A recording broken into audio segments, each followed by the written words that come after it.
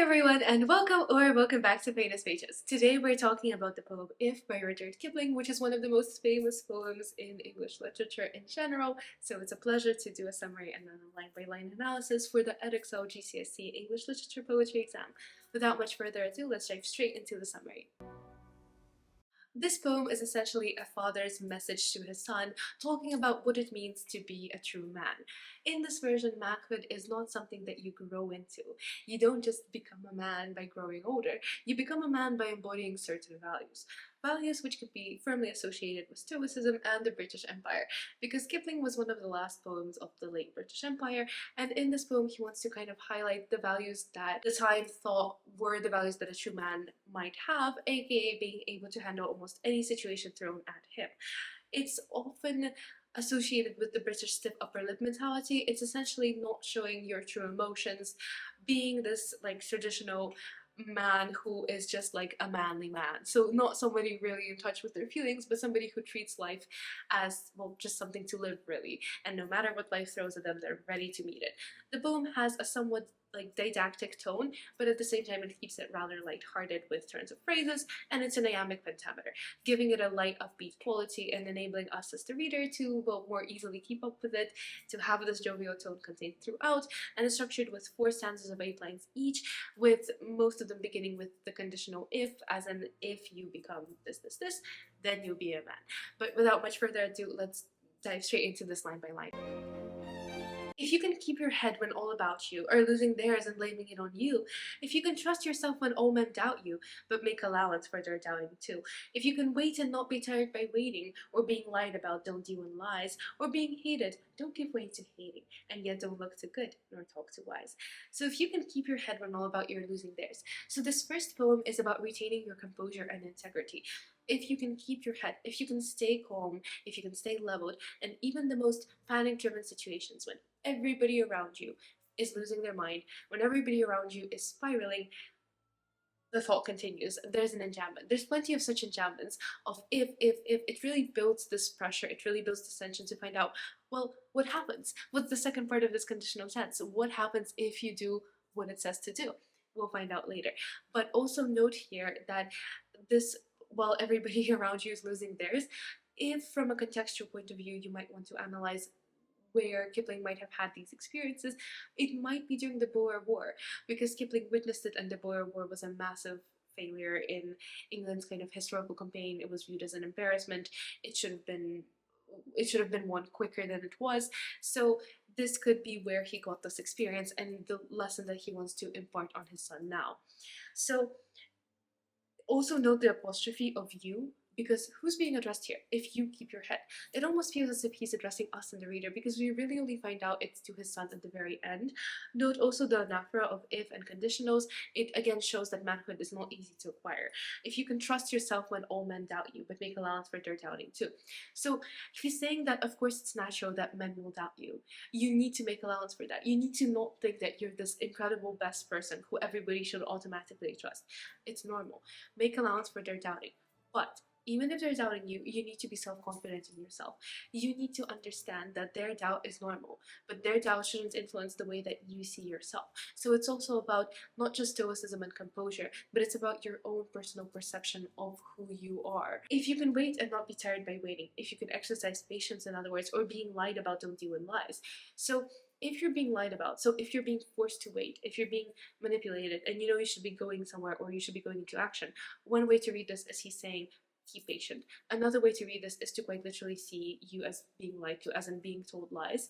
So in other words, if somebody is behaving in a way that's very manipulative, in a way that's dishonest to you, don't stoop to their level. Like, if you can be patient with everybody else and their vices and retain your virtue, or being hated, don't give way to hating. Or if everybody around you has bad feelings towards you, but you manage to be kind of the good person who retains their moral values and their moral take that you should be nice to everyone you meet, and yet don't look too good nor talk too wise, but at the same time not that type of person who thinks that they can do no harm, that they're the best, that they're above everyone else, and that all humans are, you know, with their sins other than them. End of stanza, end of idea. we don't quite get a completion of what happens next. Again, we build that tension and anticipation as we move to the next stanza, which talks again about balance and resilience. If you can dream and not make dreams your master, if you can think and not make thoughts your aim, if you can meet with triumph and disaster and treat those two impostors just the same, if you can bear to hear the truth you've spoken, twisted by knaves to make a trap for fools, or watch the things you gave your life to broken, and stoop and build them up with worn out tools. So if you can dream and not make dreams your master, so you need to be able to be ambitious, but you need to not let your ambitions consume you. Because at the end of the day, it's normal to dream, it's normal to think of a better world, but you need to not lose touch with reality. You need to think but not make thoughts your aim. In other words, well, I always read this as a criticism of the intellectual academic. Maybe coming from Oxford, maybe that's what I read this as, because it feels like this is the criticism that's leveled at exactly like, you know, the ivory towers. The fact that you are thinking and your aim is to have like a well-developed thought that's logical and coherent, but you're not really considering the practicalities or how the real world would respond to this. So it seems that Kipling is saying that exact same thing to his son, and Kipling is, you know, again, like a poet, very cultural, very intelligent. It's normal for poets to think and for writers to think about these things, but he's saying, don't let your thoughts confuse, like, don't let your thoughts drive you off the way. It needs to be a balance. You need to consider both. If you can meet with triumph and disaster and treat those two imposters just the same. Triumph, success, the highs, disaster, the failures, the lows. You need to treat those imposters as the same. Both highs and lows are equivalent. Note also that he says imposters, so it almost suggests that they're fake emotions. Essentially, what he's saying is triumph and disaster, they're fake because it's what you ascribe to them. This is not a real feeling. This is just how you perceive the situation. So you need to be able to treat those two as the same. Even if you're happy and you think that, oh, this is my greatest success, you need to be just as humble as you would be if you think, oh, I just messed up. This is my biggest failure. If you can bear to hear the truth you've spoken, twisted by knaves to make a trap for fools. So you need to be able to handle the fact that people will take words that you've spoken, and those manipulative people will twist it to confuse fools and to portray you as someone that you're not. So in other words, people will manipulate you towards their own ends, and people will manipulate you to make use of other people, and you need to bear it. You need to endure. Again, bear stoicism. You need to be able to handle what life throws at you, or watch the things you gave your life to broken, or you've just given your entire life, you've made every goal happen in order to achieve like one ultimate final aim, and then you watch it crumble. You need to be able to rebuild it even with broken tools. So it's that metaphor of kind of, you know, building up life, of building a house that's collapsed, but with tools that are not suitable to the task. Even if that's the case, even if life has pushed you down so hard, you need to be able to recover, even using that strength that you pull from somewhere else within you, discussed later. You need to be able to use what you have. You don't wait for a better opportunity. You don't wait for some, you know, magical sign to come and fix it. No, you get down and you fix it right there with what you have. And then we discuss how you do that. It's with courage and tenacity and willpower and, you know, going forward even when life tells you to stop. If you can make one heap of all your winnings and risk it on one turn of pitch and toss, and lose and start again at your beginnings and never breathe a word about your loss, if you can force your heart and nerve and sinew to serve your turn long after they are gone, and so hold on when there is nothing in you except the will which says to them, hold on. So if you can make one heap of all your winnings, you know, poker, that metaphor of life as one big game of roulette, if you just, you know, put all your winnings into one pile and you go all in, you risk it all in one pitch and turn and toss. So you throw a dice and you risk it all. Why might this be a quality that's good? Well, because, you know, you're supposed to be the stoic man that has no emotional attachments. So again, triumph and disaster, they're all the same. If you're a true man, you can win it back. That's the sort of approach Kipling is trying to give to his son, that it doesn't really matter as long as you treat this all the same. So if you don't have this like overly emotional, sentimental attach you to objects that you've acquired, then it shouldn't be a problem to risk it, because, you know, with great risk comes the potential of winning, even if it's with loss. And lose it, start again, because you need to be able to start again. It's again that image of life kicking you down. So you need to be prepared for it kicking you down. You need to be prepared to take a risk. You need to be prepared to give it all away if you want to be able to get up and never breathe a word about your loss.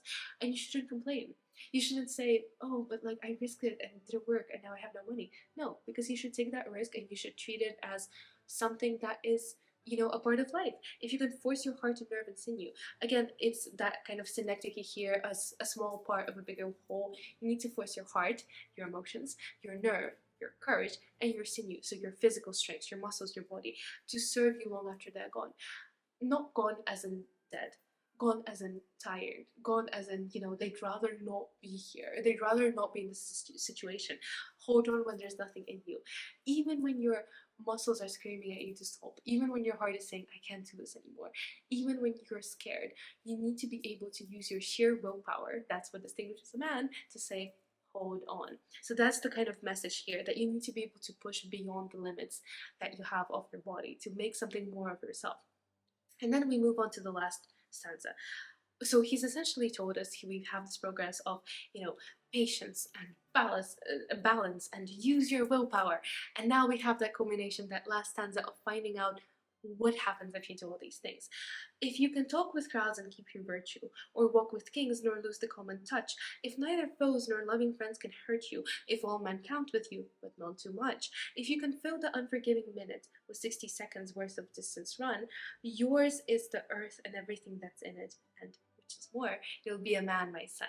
So if you are able to talk with crowds and keep your virtue, if you can stay with the common people who have always been unfortunately considered, lower culture, lower class, etc., even if they're good people, so they're not considered the most virtuous people, if you can stay with them and keep your virtue. In other words, he's saying commoners are good people, but they have no values. You have values. You need to remember your values, and you need to remember your intelligent background. But walk with kings, but don't lose the common touch. Kings and the elite, yeah, sure, they have values, they have culture, but they don't have common touch. They don't have a practical approach to life. They're not able to communicate with the masses. They, contribute to inequality, etc. You need to be able to blend in with whatever crowd you're going through. So it talks about social hierarchy. Now we move on to this more general idea of the man living not as a man for himself, but the man as part of a community. If neither foes nor loving friends can hurt you, if all men count with you but none too much. Emotional independence. Don't be too attached to your friends. They can hurt you. Don't be too attached to your enemies. Oh, they can most definitely hurt you. If all men count with you, not too much.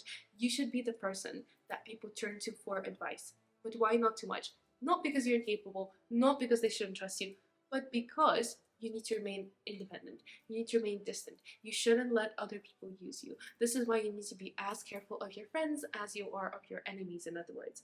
If you can fill the unforgiving minute with 60 seconds of words of distance run. This is one of my favorite lines ever. The unforgiving minute. Time is cruel, time is harsh. You need to fill every second worth of progress. If you see life as one big journey, as one big marathon, don't use those 60 seconds to relax and catch your breath. Use those 60 seconds for a distance sprint. You'll need it later. It's the way that you make progress. In other words, every minute counts. One of my favorite phrases. A lovely phrase.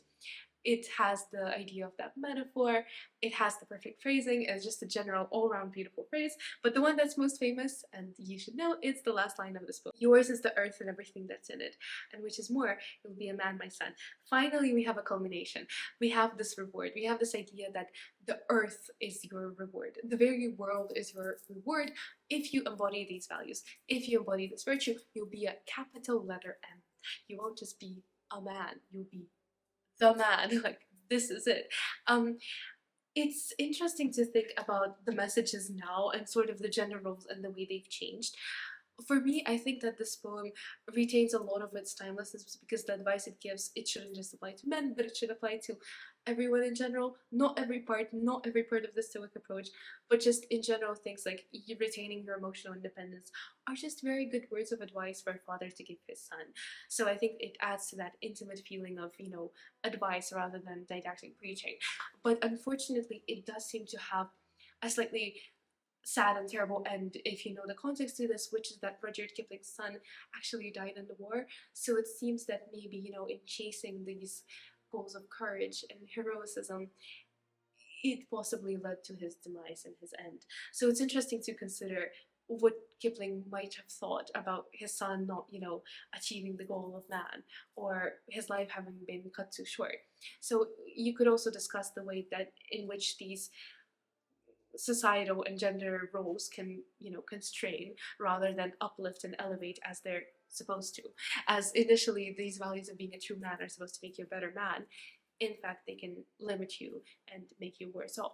So it's an interesting poem to consider from all perspectives, but a lot of it is timeless advice. So I hope you enjoyed it. It's rather straightforward, but I hope I managed to make it more interesting. Thank you so much for watching, and I'll see you next time.